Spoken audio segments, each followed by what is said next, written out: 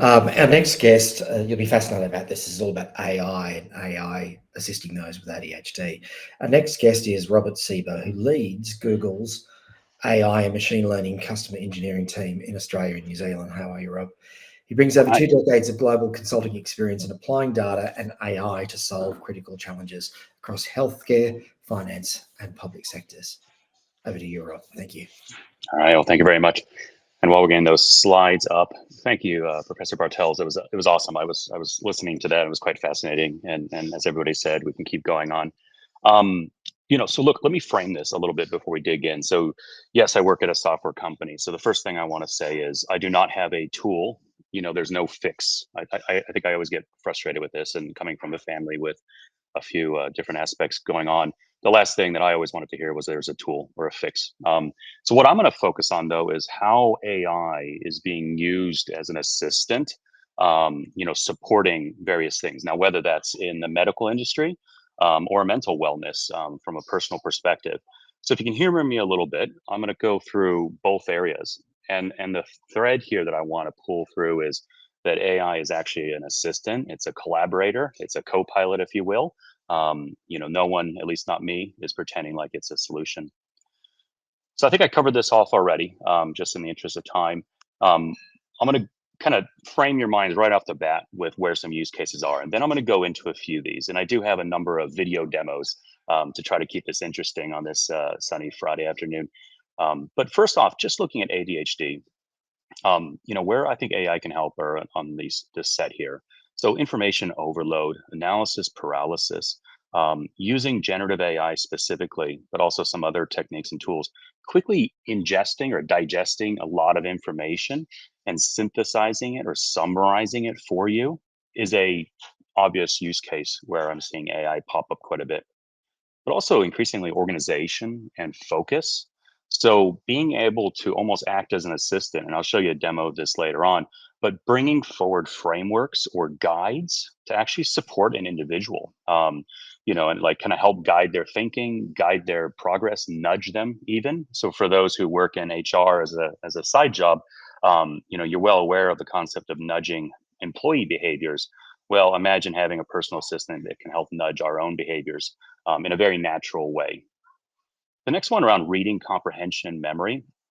I think at this point, most people understand that generative AI is more than just generating text. At this point, we can ask the AI tools to synthesize and summarize a whole PDF of 300 pages and create audio overviews or video overviews, like podcast style. And I'm going to get into this a little bit later, but being able to interact with information in a different way based on our own personal preferences, and being able to reinforce some key concepts by doing so actually will increase the learning and memorization of that. Task initiation. So a lot of people already using generative AI out of the box, if you will, to create drafts of emails. And I'm going to get into that a little bit more, but this is where agentic behavior starts to pop up. If you've heard those phrases, agentic behavior is this concept of taking action on your behalf. So creating drafts, creating presentations, potentially creating reservations at your favorite restaurant. Last one, and it's a bit of a subtle one, but I'm amazed as we at Google start seeing how people are using some of the generative tools. They're using it to create lists, like shopping lists, where they'll literally be sitting in the kitchen and start asking a bunch of questions about, hey, what's a recipe for this? Can you add, baking soda, flour, sugar, and eggs to my shopping list? Getting it off of their brain so they can focus on the task at hand, but having an assistant that starts to create this task list for them. So there's a lot of different parking lot concepts that are starting to emerge as well. Now, as I mentioned, I spend quite a bit of time in public sector. I was down in Canberra last week, and then also with healthcare, hospitals, private care, aged assistance. And I usually walk through this one in a little bit more detail with them. But the first two rows, enhancing patient independence and innovating the care plans or the care models. I think this is really where I'm seeing a lot of great, fascinating use cases emerging because of the ability for AI now to interact with us in natural language. So speaking to us in Spanish, Portuguese, English, or talking to us in audio, if in case that's how we want to interact. So acting as a cognitive assistant, personalized learning, tailoring the content, like I said, to better match their own learning behavior and profiles, but also hyper personalizing it. No longer are we talking about a learning for 100 children or even 35 children, but we're getting closer to this utopian belief that you can start tailoring education for individuals. Like some of the children that was mentioned in the previous presentation. We're also, as the boomers start to age up, we're also seeing an increased need for companionship and emotional support. There's some alarming statistics around visitations at aged care homes, but also at the same time, individuals are looking for ways to have that social interaction. Many of them are lapsing into their first tongue. So if they were raised in Italy, then Italian, and they're having language barriers working with the staff and other residents. So there's quite a bit around this boomer generation. And as we start looking at how we're dealing with the population challenges, where the companionship is going to become important. I'll skip the rest of them there. The last two rows, though, are really looking more at the physician side. And I'll spend a little bit of time touching on this. But there's a huge workload required of our nurses, care professionals, doctors, and regulations. And how can we use AI to help support that? And I'm going to go through an example of looking beyond the initial lab result or beyond the immediate visitation and start looking at the longitudinal data that we've captured on individuals as well as population trends. And how do we start to kind of find the needle in the haystack, as it were? And AI is certainly helping out with that. So let's look at the care experience. One of the obvious changes that we're seeing already in hospitals and other areas is bringing the same search experience that you get on Bing or Google or Yahoo, but being able to ask a very simple question in natural language. What type of diabetes does the patient have? And then allowing this assistant to be able to go through all of the records, all the lab results, all of the SOAP forms around objective and observed type of feedback coming from them, and start making some determinations. So not just providing the results, but also providing these AI overviews that we're starting to see on a lot of our Google search requests. And what this results in is obviously quicker time to insight, so the doctors and the nurses can respond better, but also an improved quality in response, as you can start looking at pharmaceutical kind of constraints, issues, conflicts with dietary. We can start finding those trends across these different areas that just weren't obvious before. But beyond just that, like that's just search, that's just Google search. Really what we want to do is leverage AI and this agentic AI to create a different type of assistant. And I use this term very loosely, and I imagine there's quite a few PhDs in the audience. But our goal is to create this concept of a doctor in the family. Every family has one. They're usually the podiatrist, or they're the dentist, or they're the dermatologist. But it doesn't matter what your specialization is. Your family members come to you in confidence to ask questions about certain things. And they play actually a very important role of nudging them or directing them towards the authoritative content, maybe nudging them to go see the GP, to take it seriously, or potentially letting them sleep a little bit better, because, yeah, that's typical. But how do we build that in a safe, secure, trusted way that isn't just Dr. Google? And let's face it, that's what a lot of us do. We go in there and we ask why my 2-year-old has a fever. Is that normal? That's not the best way to get medical advice. So working with some of the algorithms and working with some universities, we've been building out a concept. And again, this is not a commercialized tool. This is a concept we're building with some hospitals around the Articulate Medical Intelligence Explorer. And this is using purpose-built models, so like ChatGPT, but fine-tuned for medical purposes. And as a result, and I'll let the video play in the background as I describe it. As a result, we're able to look at each and every one of the visits over the last 10 years of history that we have for a patient. We're able to look at all the lab results. We're also able to look at trends across the population, like I said. We can start to adjust our care plan over each visit. So as our confidence increases or decreases based on new information available, the agent is able to make recommendations for changes to the plan or observations that need to be addressed.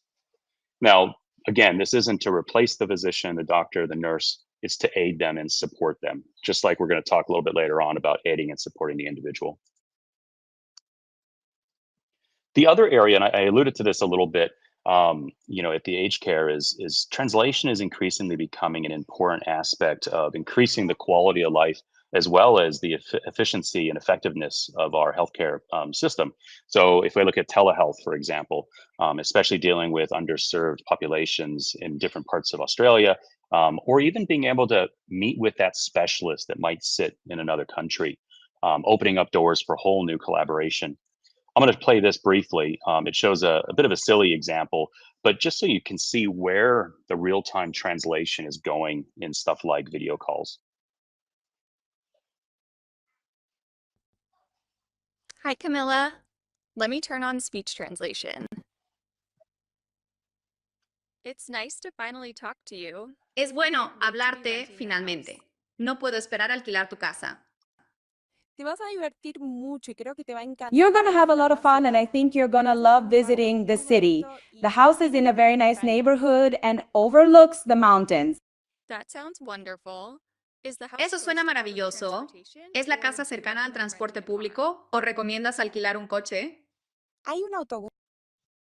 Okay, so I hope I didn't bore anybody, and it's really hard because I don't see any faces, so it's really hard to tell if people are zoning out. But I find that pretty fascinating because again, it opens up the communication channels that we have, with other doctors or even other patients and support groups. I think the last example I have around the care area is, looking at how do we start to automate or simplify some of the interactions that are quite frankly painful or laborious, especially in this kind of fast-paced world where we have 1,000 different tasks to do today. In this example, we're looking at how anything from booking your doctor or booking a trip could be changed to use a virtual agent. So talking to it in kind of natural flow language, and being able to receive that back in a very flowing language. Now, this is a very simple prototype.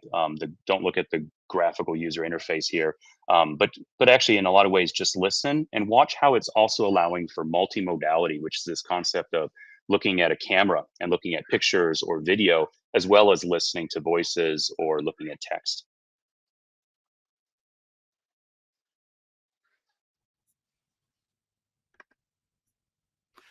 Hi, this is Andrew. Hello, Andrew. This is Grace, your FedCare Australia assistant. I understand you're calling about your father, John. How can I help you today? Yeah, I've got an updated letter from his OT after a mobility assessment and hoping to update his care plan. Can you help? Yes, I can certainly help with that. To get started, could you please provide a photo or a PDF of the occupational therapist's letter? I've sent a request to securely upload the document. I don't have the file, but I've got it with me. Can I show you on the camera? Yes, showing me the letter on the camera will work just fine. Please activate your camera so I can see the letter clearly. Can you see me? I can see you. Please hold the letter up to the camera so I can read it. Yeah, this is the letter that I got from the Allied Services, and you can see the recommendations at the bottom. Thank you. I've reviewed the letter and it recommends a four-wheeled walker and an access ramp for the front entrance. I will now That's great. My father's with me right now, but he speaks Portuguese. Can you give him the update in Portuguese, please? Sim, claro que posso falar em português. Por favor, peça a seu pai que se aproxime. And sorry, now in Mandarin if you can. 好的，我现在可以用普通话和您交流。我刚才 It goes on forever. But I think what you're hopefully seeing here is the fluidity of being able to go different languages, working with you at your pace. In fact, in some of these situations, I'm working with companies where actually just appreciating neurodiversity and the people that might be calling in, being able to sometimes take it slower, to allow for more time to think through, especially when we're working with children who maybe need a little bit more time to interact and come up with a full sentence. So there's a lot of innovation going on in being able to create that sort of interface. And forgive me for that GUI because it was quite raw and you could see the questions there. But hopefully you get a flavor of what's possible in the near term. And imagine being able to interact in that kind of way with a personal assistant at home, in your refrigerator, or potentially in companies, right? Okay, let me skip over. Let's jump over now to the user experience. You know, Google is no stranger to bringing products forward, and I think user design is quite important. And I think in this situation, actually, I want to just touch on a few of these areas because I think it's quite relevant for designing these tools or assistants that might be able to help out with ADHD. Right now, people are generally faced with a bunch of tools: calendars, email, Salesforce, SAP, you name it, work and personal life. Way too much going on.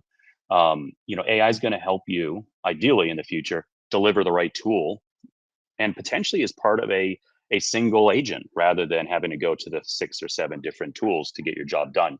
And I'll show you an example later of being able to just ask it to set up a meeting, create a to-do list, maybe do some research, all with one tool rather than switching to different ones. You're also dealing a lot with kind of important moments or deadlines. And again, I think if we can surface this through nudges or alerts when it's time to submit the form or pay your bills or send an invoice out to a client. Time management, of course. So helping you proactively manage your day-to-day, looking forward and seeing that your gym schedule is booked over at lunchtime today, but hey, look, there's a yoga session in the evening at this venue. Would you like me to book it for you? And of course, classic being overwhelmed, analysis paralysis. So again, letting the AI through these type of agents create an actionable plan, digest what you're asking about, all the different items, start structuring it, prioritizing it with your help, and then being able to start maybe taking on a few. And of course, personalized is very important.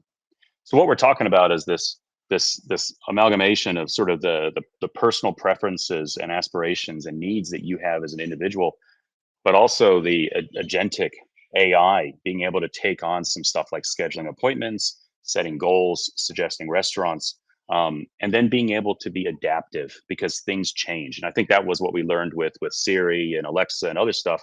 It was very good in a very narrow confine. The minute you started changing things up, including introducing a kid in the background screaming, it would fall off. So trying to really mesh these 3 areas together is where the user design or user experience is really starting to shine now that we got generative AI. Now, many of you are probably rolling your eyes because AI is a bit of a controversial topic. I think it's getting a lot better, primarily because we've started to build trust in it. And I think that's largely because we're using it at home. We all have ChatGPT or Gemini or Claude on our computer, and our kids are using it. But it's a very intentional thing for us to make sure that we're leading with trust and transparency where possible. And I think that's going to be important for any interface, especially one such as an ADHD or a wellness app. But also, we have to remember that personalized doesn't only mean I know you as my primary user. I also need to understand the different roles that you might play. You're the father, you're a mother, you're the friend. These types of contextual changes, this is that adaptation that I was talking about earlier. But it also means that it can help you in those contexts as well. Now, I talked a little bit about adaptive, but the one thing I wanted to bring up is that especially the younger generations, it's not seen as a creepy thing as much. There's actually this native assumption that Google or agents know everything about me. Now, that's not to be taken advantage of. I think there's a lot of guidance that we need to provide the children, including my 9-year-old daughter. But I think it's something that we need to recognize. There's not an innate fear or distrust. But at the same time, they're expecting a lot more of these tools. So they might be the first early adopters for an ADHD buddy, let's say. The last one is, and I've alluded to this, AI is not meant to automate anything. In a lot of ways, it's meant to be a co-pilot, and I do sort of hate that word as well. But it's certainly not meant to be an autopilot. So when we're collaborating with a developer, or we're collaborating with a doctor, or collaborating with a user, we're trying to help them along the way. They're setting the goals. They maintain accountability for their life, for their day. We're just helping them along the way. So when I think a little bit about the ADHD situation as well, one of the best things about generative AI is, yes, it's personalized. That's almost just notwithstanding, that's AI, but it's also non-judgmental and it's available 24/7. You've probably seen the reports of people falling in love with their their ChatGPT buddy. I think there's a real opportunity there, as scary as it is. But there's also this gap for some individuals where they're not able to connect in a meaningful way with anybody real. So they're turning to artificial intelligence because they're not judgmental. They're not going to yell at them. They're not going to judge them. They're not going to try to prescribe how they should spend their day better, right? And the 24/7 goes without saying. Life doesn't stop at 5 p.m. It's you need somebody who's going to help you at 10 o'clock at night or 11 o'clock or 3 in the morning. So from a to-do list perspective, yes, dynamic planning. And AI is going to be able to help you with taking these complex goals and breaking it down. In many ways, you can give it a high-level goal, like cleaning the house, and it can go and break it down using Google search or whatever to come up with what are the typical 12 things that I need to do. Just like you might say, what do I need to pack for my camping trip? We also can provide you those reminders, and we can also try to help reframe those tasks. Now, I know the last thing you want to do is, I don't know, reframe it as a quest or a challenge, and it's almost patronizing in a way or belittling. But finding the right kind of middle ground where maybe we can turn something like doing your homework into a challenge, or let's do a 5-minute drill and see how many tasks you can get off your to-do list in 5 minutes. The right type of challenges can actually reframe the approach and help out a lot. So imagine you have an agent, and I drew this one up, so this is a little bit of a hypothetical one. But let me say I created this buddy, and we're going to call it Maya's buddy. And I have preloaded this with frameworks from the internet search that I pulled through, but also a number of PDFs that I was able to get off of academic reports, and effectively try to build a buddy that has quite a bit of information at their disposal that I can then start asking questions. And of course, I've helped direct it to try to stay away from certain topics or stay on topic, and not kind of let Maya deviate in different areas. But I'm going to show you some example queries against the chat buddy, just to give you a sense of where things are kind of going. So imagine you have this right next to all your personal and work buddies. I'm going to click on Maya. That's going to scroll pretty quickly. I will go back into this and freeze framed. But in this first situation, I'm going to come in and I'm going to ask Maya, look, I got a ton of things to do. I don't know where to begin, and I need some help with that. So the first thing it's going to do is it actually comes up with the 5-minute invoice sprint. So, of those 20 tasks that you have, let's focus on getting the most important ones. And it definitely aligns to financial oriented items. So the first thing we can do is let's take 5 minutes and start going through it. Just send one, get the ball rolling. I then asked it, if you caught it quick enough, I then also asked it, oh, I'm also not sure if I'm getting paid enough. I'm a freelance designer, right? Again, the mind goes all over the places and you have a bunch of topics. The agent doesn't mind. It's able to take those 2, 3, 4 different asks, split them up, and help you structure and organize that. So for the next one, okay, before I send these invoice, am I charging enough? It actually goes out, it can look on Google and it can figure out, hey, what is the recommendations for the freelance rates? So after you've done your first invoice, you get that so you can get paid immediately. It's actually recommending get paid today, re-rate tomorrow. And I think it's sage advice, especially for somebody with some doubts on whether they're spending their time in the right place. But then what you see in section 2 is some research on what freelance graphic designers in Australia are being paid for. So he or she can maybe get a feel for where they're sitting in the spectrum. The next area that sort of pops up quite a bit around interacting with other humans is the communication challenge from time to time. And it can feel a little bit being lost in translation. And some of that is around misunderstanding each other. Some of it might be literally dealing with the dreaded text or Twitter messages or email messages where, funny, anecdotes or jokes don't come across being that way. So misunderstood humor. All of these things play a major role. And you can imagine with ADHD, this becomes amplified. So Gen AI can help out with that email email and text drafting.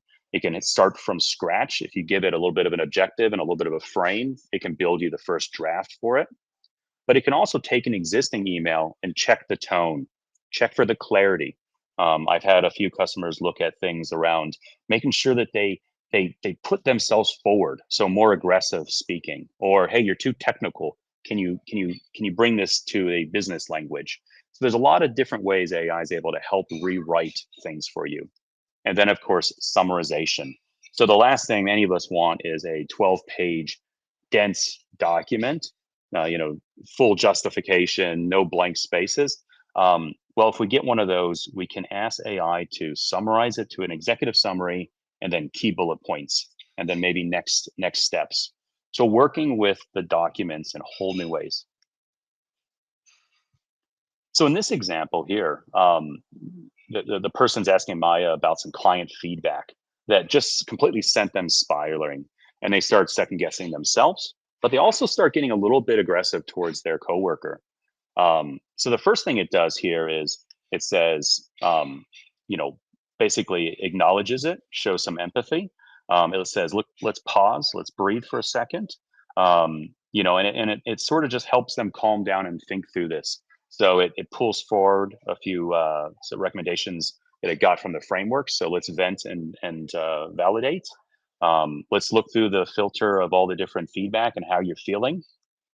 And then it says, okay, can you just review this email I was going to send and make sure it's unemotional and potentially seeks to understand? And of course, it's happy to do that. And here it says, go ahead and paste it in when you have to draft it. I'll take a look and make sure it's neutral, clear, and focused. And you can see how you can start working with this multi-term.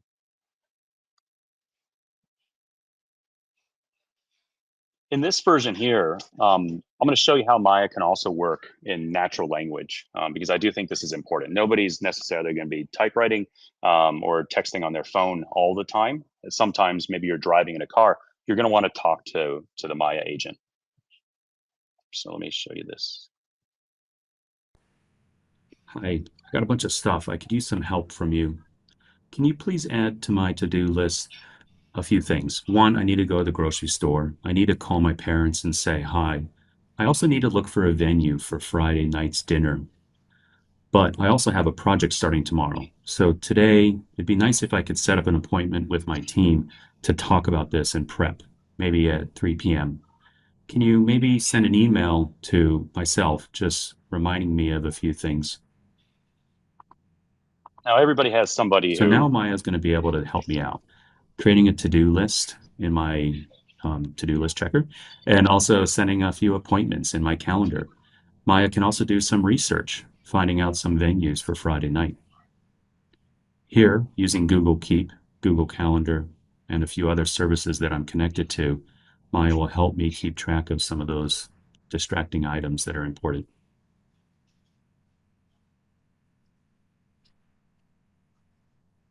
Okay, so I'll probably skip ahead. You can Here see I how it's see created the that. to-do items. So it's more than just jotting it down into a shopping list. While that's quite important, some of those things it picked up that's actually something I can take off of your list. Let me set up that meeting with your team. Let me figure out who's in your team. Let me get their email addresses. I'll send it.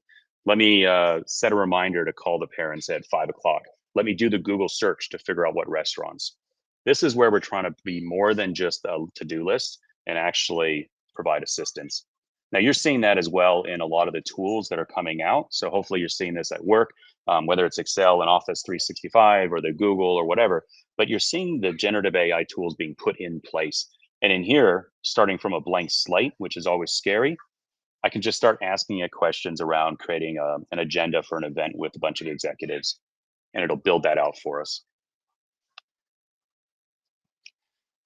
Now, it's one thing to listen to me, and before I wrap up, I did want you to just, whether it's Google or whatever, just go play with the tools if you haven't already. The biggest eye opener is when somebody starts working with it and they figure out how they can use it as a life hack or a tool or an assistant.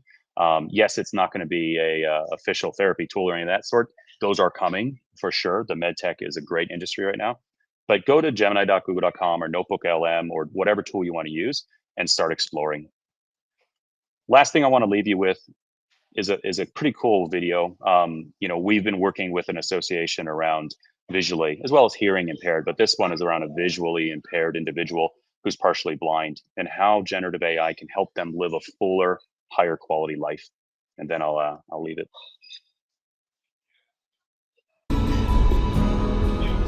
Touring, for example, I love it because I get to go out and go to places I've never been before and meet new people, but it definitely is becoming more difficult. Hello there. Hello, can you tell me what you see in this green room while I scan around? I see a sign on the wall in the direction you're facing. The sign says Wi-Fi network, the Gray Eagle, and the password is live music. Thank you very much. Can you help me locate a microphone stand? Sure, I can help with that. Do you mind if I turn on the flashlight? Yes, please. I see a wall with several coiled cables. All right, with that, sorry, and you could play that forever, and it's really cool. But I think hopefully you see how an assistant that's already part of the conceptual world that we all live in, unfortunately, with our phones, can start seeing the world, listening to the world, but also using all the other information that's at its disposal to help us. And that's truly when it's going to be there to be helpful rather than there to try to be a nuisance or noise. So we're getting there. Be patient, but also just help explore it yourself. I think some great tools are out there. Rob, I'm sure I'm over time, but happy to. No, you're not, mate. It's fantastic. Listen, we'll have you back on ADHD TV if you'll come. It's a fascinating subject. I think we can spend a lot more on it. Yeah. Yeah, perfect. All right. Well, have a great one, everyone. Enjoy your weekend. Thank you.